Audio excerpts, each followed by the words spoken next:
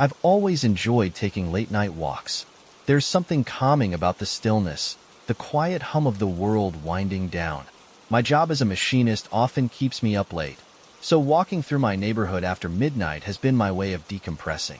It's a routine I've followed for years without issue, until one night last winter, when something happened that I can't explain. It was a cold January evening, the kind of cold that stings your skin and makes the air feel sharper. I bundled up, grabbed my flashlight, and headed out with my dog, Rusty, a German shepherd who never leaves my side. Our neighborhood is rural, surrounded by fields and sparse patches of woods, with only a handful of houses spaced far apart. It's the kind of place where you can walk for an hour and not see another soul.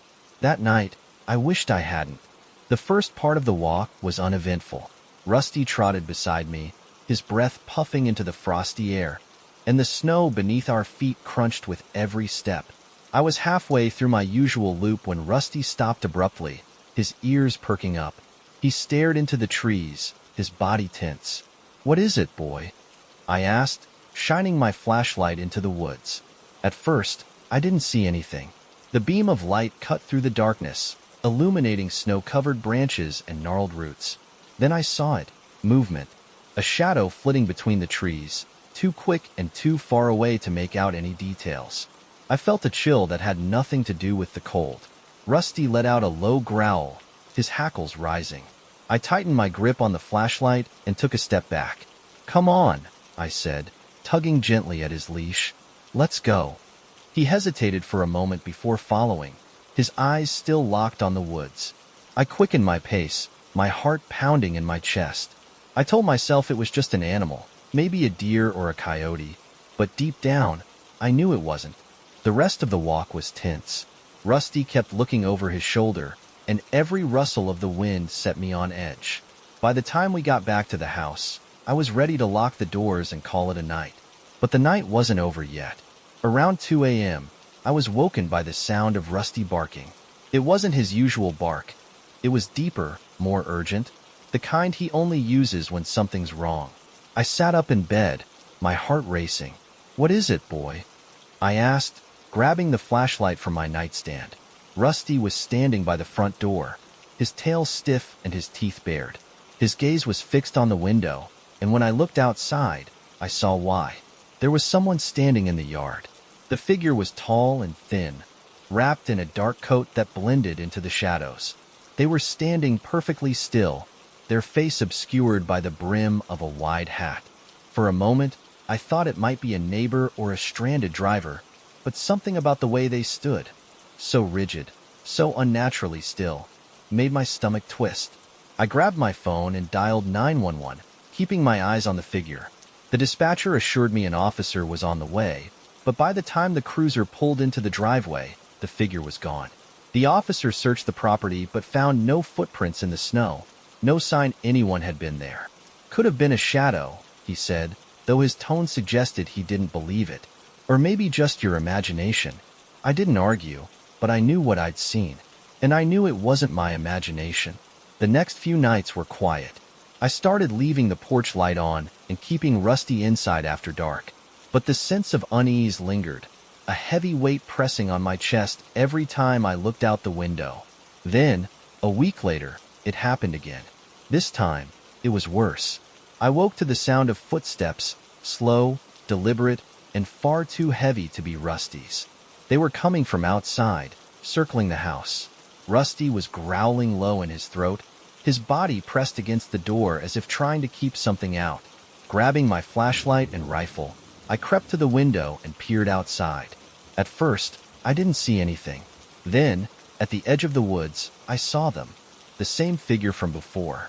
They were closer this time, standing just beyond the reach of the porch light. I raised the rifle and shouted, "Who's out there? Show yourself." The figure didn't move. They didn't even flinch. They just stood there, watching. I fired a warning shot into the air, the sound echoing through the still night. For a moment, the figure remained still. Then they turned and walked into the woods, disappearing into the darkness. I didn't sleep for the rest of the night. Every sound, every shadow, sent my heart racing. By morning, I was exhausted but determined to figure out what was going on. I installed motion-activated cameras around the house and started keeping the rifle within arm's reach at all times. The cameras captured nothing unusual for weeks. No figures, no movement, just the occasional deer or raccoon wandering through the yard. I started to convince myself it had all been in my head, until one night, when I checked the footage and saw something that made my blood run cold. The figure was back, standing at the edge of the yard, their face turned directly toward the camera. They didn't move, didn't make a sound, just stood there, staring into the lens, and then they smiled. I haven't seen the figure since, but I can't shake the feeling that they're still out there, watching. Every time I step outside, I feel their eyes on me, and every time I close my eyes, I see that smile. If you live in a remote area, keep your doors locked and your lights on, because sometimes the stillness of the night hides more than just shadows.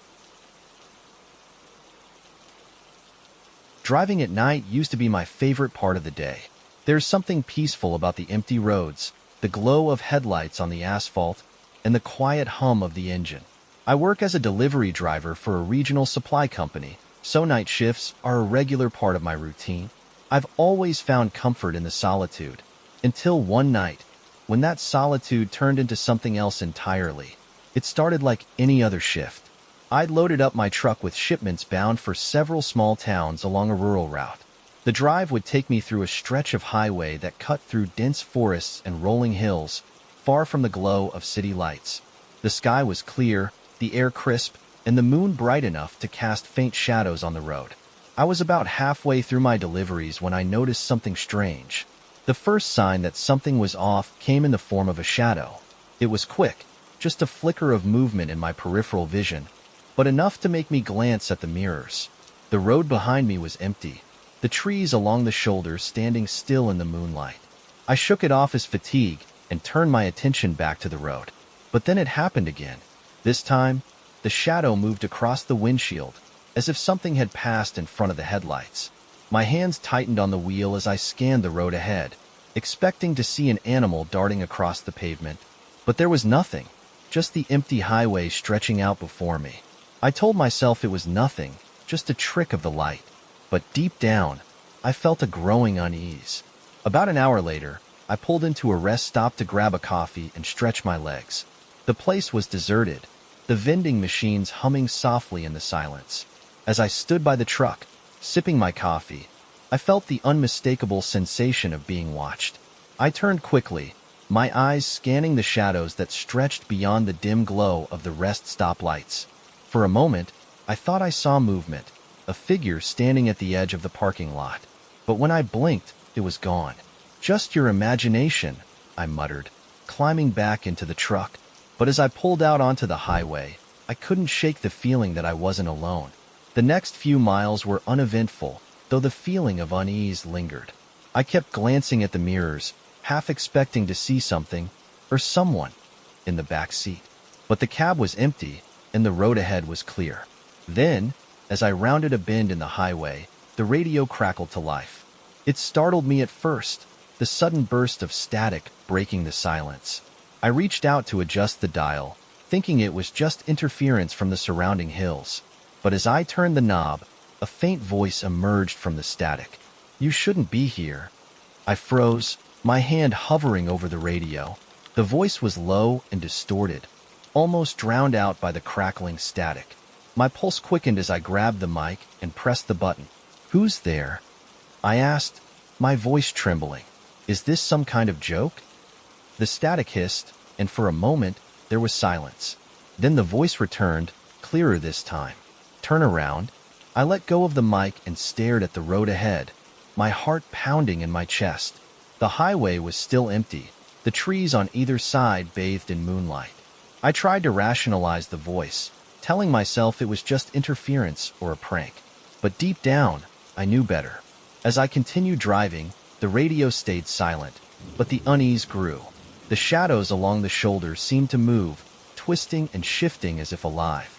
I kept glancing at the mirrors, convinced I'd see someone, or something, following me. And then, just as I passed a mile marker, I saw it. A figure standing in the middle of the road. I slammed on the brakes, the truck screeching to a stop just feet from where the figure stood. My headlights illuminated them, a tall, thin silhouette with features obscured by shadows. They were dressed in dark clothing, their face hidden beneath the brim of a wide hat. For a moment, we just stared at each other. Or rather, I stared at them. I couldn't see their eyes, but I could feel their gaze, heavy and unrelenting. I grabbed the flashlight from the seat and stepped out of the truck, my legs trembling. "Hey," I called, my voice echoing in the stillness. "What are you doing out here?" The figure didn't respond. They didn't move. They just stood there, watching me. I took a cautious step forward, the beam of the flashlight cutting through the darkness. "You need help?" I asked, trying to keep my voice steady. Still nothing. As I approached, the figure tilted their head slightly, as if studying me. Then, without a sound, they turned and walked into the woods, disappearing into the shadows. I stood there for a moment, my heart racing, before climbing back into the truck. My hands shook as I started the engine and pulled back onto the highway. The rest of the drive was a blur, my eyes darting between the road and the mirrors, expecting to see the figure reappear at any moment. When I finally reached my destination, I told myself it was over, that I'd imagined the whole thing. But as I unloaded the last box from the truck, I froze. On the back of the cab, scrawled in the dirt, were 3 words. "You were warned." I haven't taken a night route since, and every time I drive, I can't help but glance at the mirrors, half expecting to see a shadow that shouldn't be there.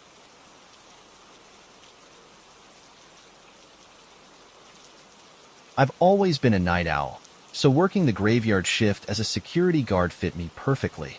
The solitude, the quiet, the lack of people, it all suited me. My usual assignment was patrolling industrial sites or office buildings, but last winter, my company sent me to a remote construction site about an hour outside town.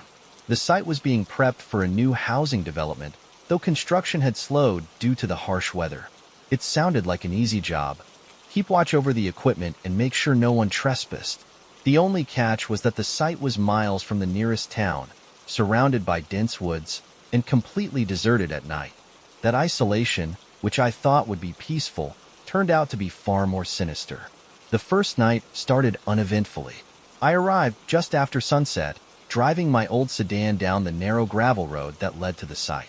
The place was little more than a wide, snow-covered clearing with a few scattered trailers and heavy machinery. A single floodlight stood in the center, casting long shadows across the site. Beyond the clearing, the forest loomed, dark and silent. I parked near one of the trailers, did a quick patrol to check for anything out of place, and then settled in for the night. My shift was from 8 p.m. to 4 a.m., and with nothing much to do, I planned to pass the time with coffee and a good book. But as the hours dragged on, I started to notice strange things. Around midnight, the floodlight flickered. It was subtle at first, just a faint dimming, but over the next hour, it grew worse. The light would stutter, casting the site into momentary darkness before flaring back to life. I tried to ignore it, chalking it up to a faulty bulb or wiring issues. But then, as I walked the perimeter for my hourly patrol, I noticed something else: footprints. They weren't mine. They were smaller, like those of a child, and they weaved erratically through the snow. The tracks appeared fresh, but I hadn't seen or heard anyone. They seemed to start near the edge of the forest, circle the floodlight, and then disappear into the trees on the opposite side of the clearing. A chill ran down my spine as I stared at the prints. I pulled out my flashlight, shining it toward the woods, but the beam only revealed gnarled branches and shadows. "Hello?" I called, my voice echoing in the stillness. No response. I tried to shake it off, telling myself it was probably just some kids messing around. But the unease lingered as I returned to the trailer and locked the door. I sat by the window, my eyes scanning the site while the floodlight continued its erratic flickering. Then, around 2 a.m., the light went out completely. The darkness was absolute, the kind that makes you feel like the world has disappeared. I grabbed my flashlight and stepped outside, the crunch of snow under my boots loud in the silence. I made my way to the floodlight, my breath fogging in the freezing air. As I reached the base of the light, I froze. The footprints were back. This time, they circled the light multiple times before leading toward the forest. My flashlight beam followed the tracks until they stopped abruptly, as if whoever had made them had vanished into thin air. Suddenly, I heard it, a faint, high-pitched laugh, like a child's, coming from the woods. My stomach dropped as I spun around, the flashlight trembling in my hand. "Who's there?" I shouted, my voice cracking. The laugh came again, this time closer. I backed away, my heart pounding, and nearly tripped over the cord connecting the floodlight to the generator. In my panic, I grabbed the cord and jiggled it, hoping to restore the light. The bulb flickered once, twice, and then blazed to life.